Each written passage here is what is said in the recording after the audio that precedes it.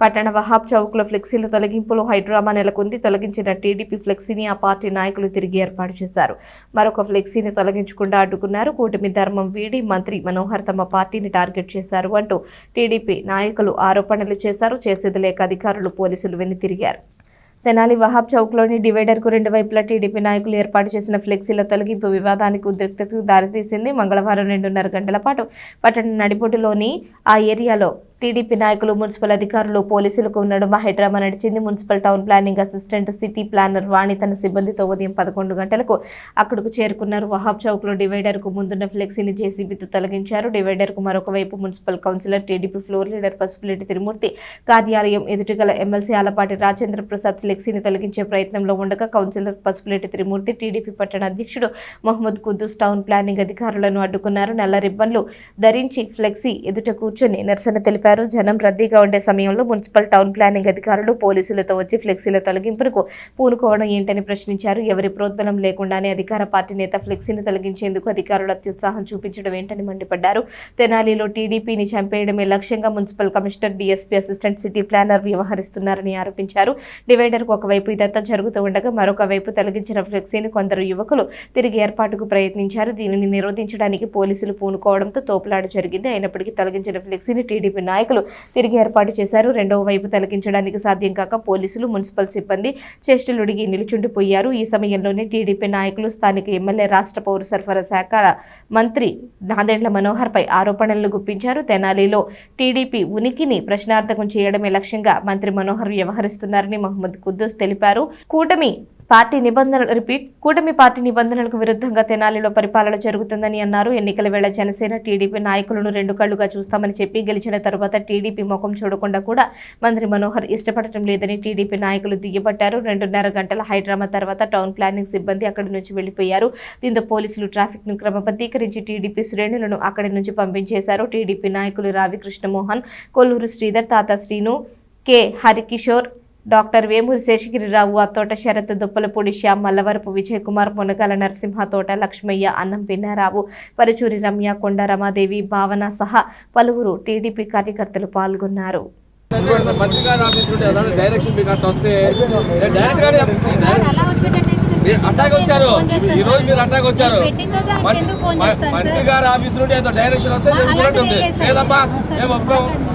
ఏం మాట్లాడో ఎంత ధైర్యం మీకు?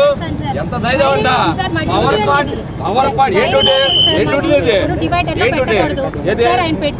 అరే గత 5 సంవత్సరాలు కళ్ళు మూసుకున్నారు మీరంతా. ముందే చెప్తున్నా, ఇష్యూ అనవసరంగా మీరు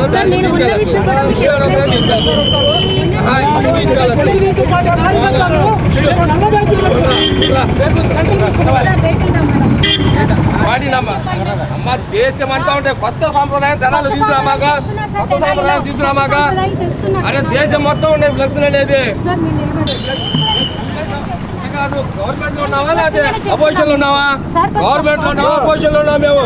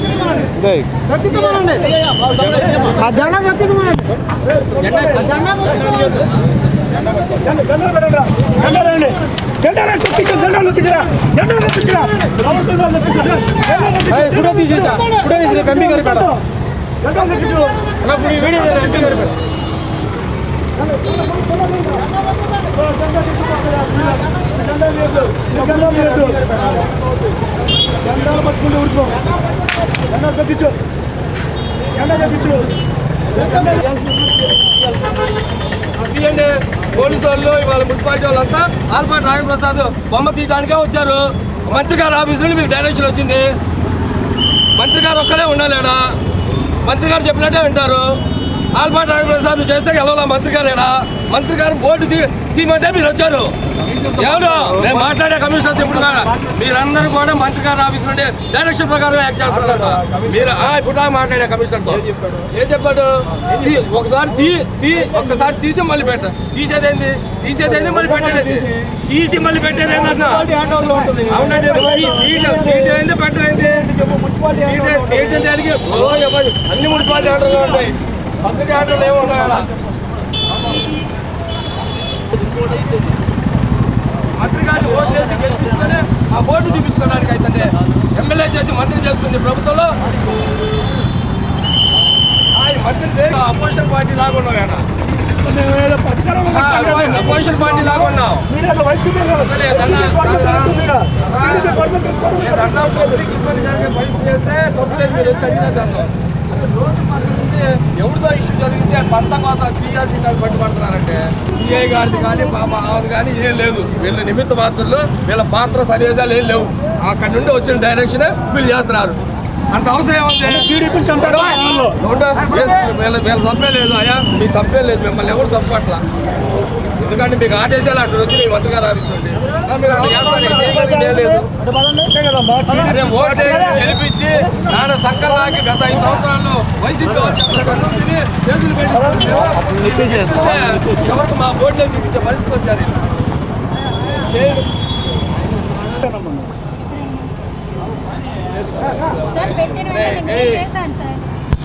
వాళ్ళు నిమిత్త మాత్రం చెప్పా వాళ్ళదేం లేదు.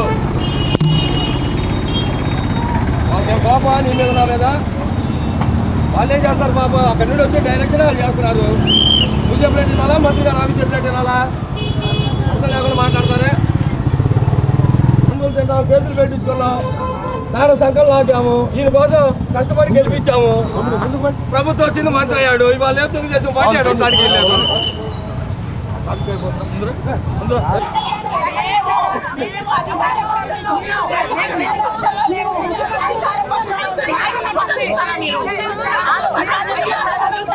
ఎమ్మెల్సీ గారు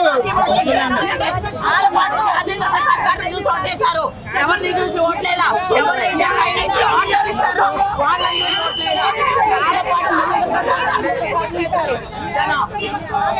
తెలియదు.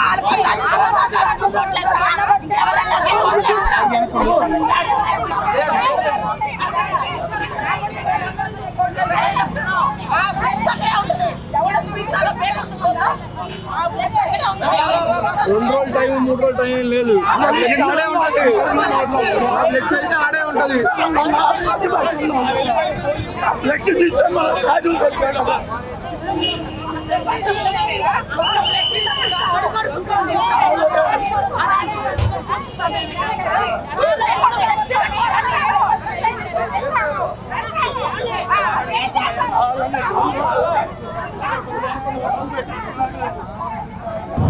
తెనాలిలో ఈరోజు బ్లాక్ డేగా పరిగణించే పరిస్థితిని తీసుకొచ్చారు. కూటమి ప్రభుత్వ భాగస్వామ్య ప్రధాన పార్టీ అయినటువంటి తెలుగుదేశం పార్టీకి సంబంధించిన తెనాలి నియోజకవర్గ తెలుగుదేశం పార్టీ ఇన్ఛార్జు,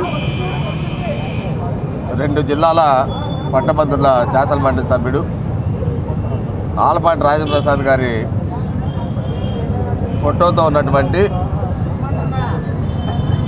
2.5 వెడల్పు 8 అడుగులు ఎత్తున్నటువంటి 2 బోర్డులు వహాబ్ చౌక్ సెంటర్లో గత 25 సంవత్సరాల నుండి కూడా ఎవరికి ట్రాఫిక్ అంతరాయం లేకుండా, ఎటువంటి ప్రజలకి ఇబ్బంది లేకుండా, వాహనదారులకు ఇబ్బంది లేకుండా ఉండే బోర్డుని ఒక 10 రోజుల పై చిలుకు నుండి ఒక పెద్ద హైడ్రామా అనే ఒకటి సృష్టిస్తూ ఉన్నారు.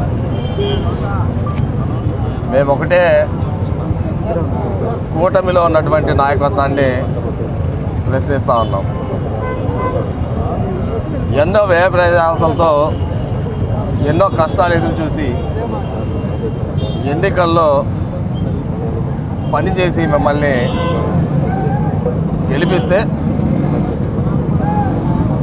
కూటమి పార్టీలో ఉన్నటువంటి నాయకులకు కానీ కార్యకర్తగా అండగా ఉండాల్సిన నాయకత్వమే ఈరోజు మమ్మల్ని ఈ విధంగా బజార్ని ఇడిచి రోడ్డు మీద కూర్చోబెట్టే పరిస్థితి తీసుకొస్తే మేము ఎవరికి సమాధానం చెప్పాలని చెప్పేసి అడుగుతా ఉన్నాం.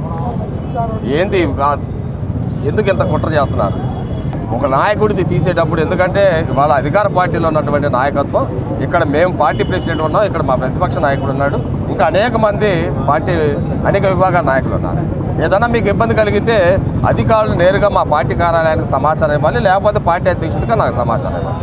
ఏమీ చెప్పకుండా మీరు తీసే సాంప్రదాయం ఏంటంటే పొద్దున్నే 5:30కి మస్తయంగానే మొదలు పెడతారు. రోడ్డు మీద ఉన్నటువంటి ఫ్లెక్స్ బోర్డు తీసినా కానీ పొద్దున్నే తెల్లారి 5:30కి మొదలుపెట్టి జనాలు ఎప్పుడైతే రోడ్డు మీదకి వస్తారో 7 గంటల లోపే ఈ కార్యక్రమం ముగించుకొని ఇంటికి వెళ్ళిపోయే పరిస్థితిని ఈరోజు మంది బారబడదు. 10 వ్యాన్లు పోలీసు వాళ్ళు, 100 మంది పోలీసులు, ఒక 100 మంది మున్సిపల్ సిబ్బందితో 11 గంటలకి నడి రోడ్డు మీద విపరీతమైన జనసంచారం ఉండేటువంటి ట్రాఫిక్ ఉండే ఈ వహాబ్ చౌక్ సెంటర్లో ఇంత షో పుటప్ చేయాల్సినంత ఆవశ్యకత ఎందుకు వచ్చింది, ఎవరికి వచ్చింది? నాయకుడి బోర్డు తీయడానికి అధికారులు ఎంత సాహసం చేశారంటే అధికారులు తప్పు అనాలా, లేదా మేము గెలిపించుకున్న మా నాయకుడు తప్పు అనుకోవాలా? ఎవరు తప్పు?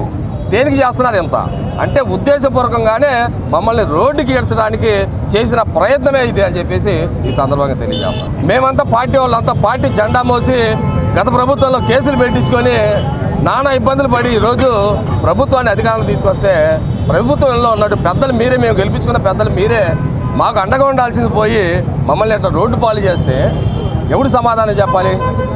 మీ ప్రమేయం లేకుండా, మీ ఆదేశం లేకుండా ఈ నియోజకవర్గంలో ఏ ఒక్క అధికారైనా పనిచేస్తాడా? అంత సాహసానికి ఎవడన్నా ఒడిగడతాడా? ఎప్పుడన్నా ఈ చరిత్రలో ఎప్పుడన్నా మనం చూసామా గతంలో? మీ రాజకీయం పిచ్చి 3 అడుగుల బోర్డు మీద మీ రాజకీయం అడుగుతున్నారు. 3 అడుగుల ఏదో కార్యకర్త అభిమానంతో కట్టుకున్న 3 అడుగుల బోర్డు మీద మీ సున్నిత వయసా అని చెప్పేసి పొద్దున్న నుండి కమిషనర్ గారిని బతిమలాడి చెప్తున్నాం, వచ్చిన ఏసీపీ గారిని అడిగి చెప్తున్నాం. అమ్మ ఇది చాలా సున్నితమైన అభిమానాలతో కట్టుకుంటేది, తీస్తే అవమానంగా ఉండేది, బాధపడతారు, అనేక రకాలైన మనస్తత్వాలు ఉన్నటువంటి కార్యకర్తలు ఉంటారు, వాళ్ళ మనోభావాలు వేరేగా ఉంటాయి, మేము అందరికి సమాధానం చెప్పలేము. దయచేసి నువ్వు ఒకవేళ తీసే ఉద్దేశం ఉంటే పొద్దున్నే తీయచ్చు, అర్ధరాత్రి తీయచ్చు, ఆ టైంలో ఎవరు ఉండరు.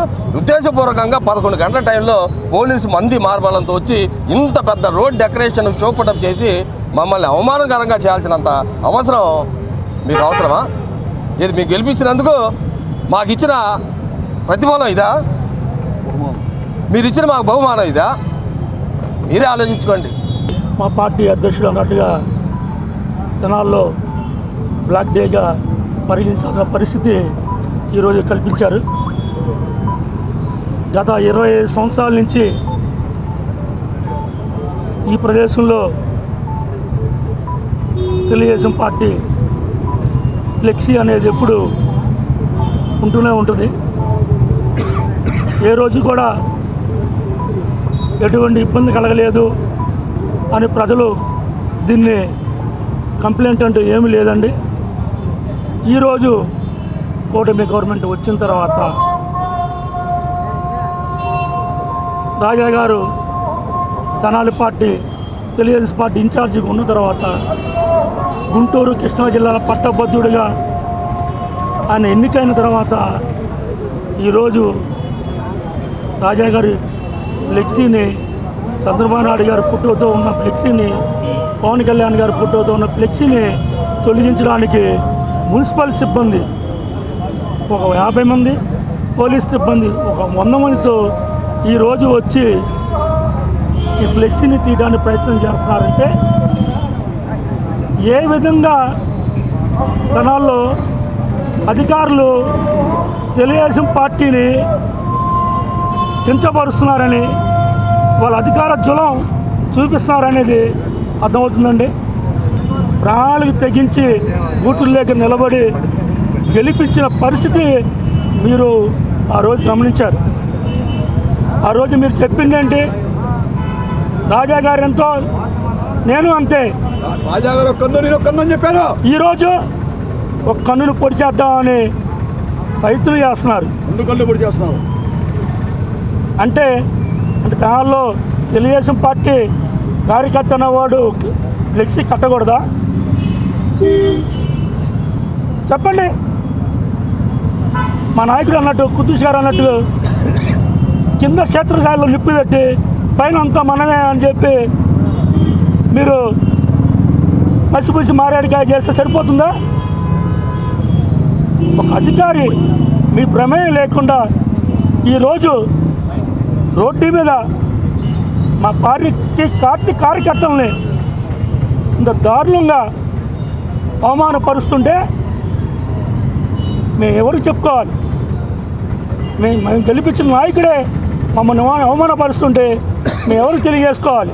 అంటే రాజా గారు తాళాలు ఉండకూడదా? ఇన్ఛార్జిగా ఉండకూడదా? తెలుగుదేశం పార్టీ ఇక్కడ బతకూడదా? పార్టీ జెండా ఒకటి కట్టకూడదా? అంటే మీ ఉద్దేశం ఏంది? మీకు కట్టేవాళ్ళు లేకపోవచ్చు. రాజా గారికి 10 సంవత్సరాల వయసు దగ్గర నుంచి 90 సంవత్సరాల వయసున్న ప్రతి వ్యక్తి ఈరోజు ఫ్లెక్సీ కడతారు. మీకు కట్టరు. అంటే మీరు కట్టకపోతే ఎవరికి కట్టకూడదని ఉందా? అంటే పార్టీని చంపేద్దాం అనుకుంటున్నారు జనాల్లో? తెలుగుదేశం పార్టీ కార్యకర్తలు ఉండకూడదు అనుకుంటున్నారా? అంతేకాదు రాబోయే మున్సిపల్ ఎలక్షన్లో తెలుగుదేశం పార్టీ అనేవాడు నుంచోకూడదని ఒక తీర్మానం చేసుకున్నారా? గమనించండి. జనాల్లో తెలుగుదేశం పార్టీని తెలుగుదేశం కార్యకర్తని బతకనీయండి అని చెప్పి ఒకవేళ ఆ విధంగా అన్ని ఫ్లెక్సీలు తీసేయమని ఒకవేళ ఆదేశాలు ఇచ్చినా కానీ ఇప్పుడు మన కార్యకర్తలు వీళ్ళ మనోభావాలకు దెబ్బతినకుండా వాళ్ళే అంటున్నారు ఏమని, ఏదో రాత్రిపూట కానీ ఉదయం పూట ఇబ్బంది లేకుండా తీయాలా, అది ఎవరికి ఇబ్బంది ఉండదని చెప్పినప్పుడు ఒకవేళ వాళ్ళు తీయమని చెప్పారేమో, కానీ ఈ విధంగా మంచి మధ్యాహ్నం పూట అందరూ ట్రాఫిక్ ఉండేటప్పుడు ఒక అవమానకరంగా తీయటం అనేది చాలా దారుణం. ప్రజలకు అందుబాటులో లేకుండా ఒక మా తెలుగుదేశం పార్టీకే కాదు, కూటమిలో ఉన్నటువంటి పార్టీలందరూ కూడా ద్వితీయశ్రేణి నాయకత్వం కానీ కార్యకర్తలు కానీ అందరూ ఈ రోజున బాధపడతా ఉన్నారు.